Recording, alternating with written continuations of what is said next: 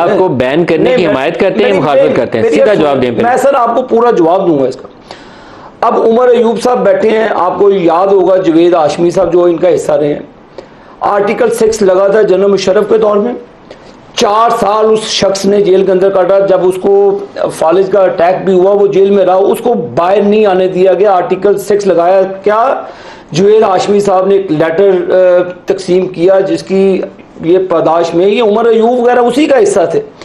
मलिक साहब, हम किसी पॉलिटिकल पार्टी के बैन के हक में नहीं है, लेकिन आपकी पार्टी ने कहा है कि हम बैन लगाएं। सुने, फॉरेन फंडिंग का केस हुकूमत के सामने नहीं है, उसका फैसला इलेक्शन कमीशन करेगा। आप तहरीक इंसाफ के बैन की हिमायत करते हैं? सर देखें, अगर जवाब दें, आप पीटीआई को बैन करने की हिमायत करते हैं कि नहीं करते? मैं किसी पॉलिटिकल पार्टी के बैन के हक में नहीं हूं। आप लगाएंगे? मेरा ये जवाब है कि ये उन्होंने कहा कि रेफरेंस फाइल करेंगे, तरीका यही है। नहीं, कोई ये तफसील की बात है।